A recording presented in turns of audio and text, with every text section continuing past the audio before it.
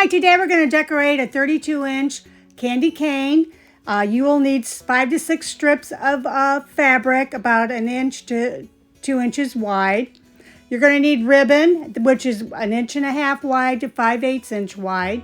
We're going to take and tack on the bottom and just wrap the fabric all the way up. We start at the bottom all the way up the candy cane. Use different colored strips of fabric if you'd like, or you can just stick to one color, however you want to do it. I use Beacon Fabri-Tac, which is probably safe for children to use. I would recommend that. This is a very easy project for children to do. And then you're just, like I said, continue to do the same thing, wrapping up different colored fabrics. I have so much fabric pieces from when I did rag tree, Christmas trees, and other projects, so I'm just using that up. And then you're going to just follow your way all the way up. And when you get to the end of the candy cane, you're going to want to make sure that you bring it all the way to the end with a little over. So when you tack it down, you won't see any of the plastic of the candy cane. You can also just leave the candy cane completely like it is and make pretty bows on it. It's up to you. These make perfect door ornaments for a college door, for a teacher's door at school, your door, apartment doors. And right here's where I'm covering over so I don't see the end very well. There you go, just like that. And then we're going to go ahead and make the bow. And the bow, I use an easy bow maker. If you can make bows without using it, kudos to you, but I'm not one of those people.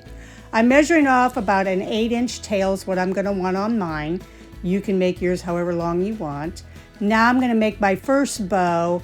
I flip it over so the wrong side's up, so when you flip over, the loop will be the right side. I measured at 6 inches, and then I'm going to do the same process on the other side. I'm going to twist it so it's the wrong side up, and then bring it back over for my loop will be right side. At 6 inches on that side as well.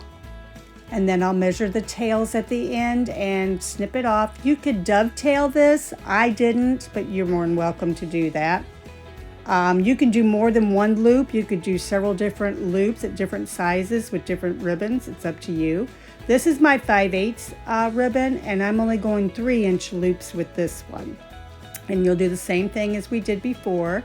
And you're just going to turn it and flip it again and measure it at 3 inches again. And then you'll just cut off your tails. And I tied these together with zip ties. You can hot glue them if you would like together. And then I'm going to do embellishments. And I took a pine cone and some berries and some greenery and just decorated my bow up. This is optional. You don't have to do this. I just like doing it. I think it's cute and it looks nice. I'll probably be hanging this on my front door.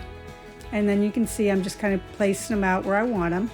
Hot glue it in, and when you're done, they look so cute, and you can make different sizes of these for like ornaments on your tree. And there's the different sizes that you can make. Have a blessed Christmas, guys, and I hope you enjoy this project. Please subscribe and leave a comment if you would. Thank you.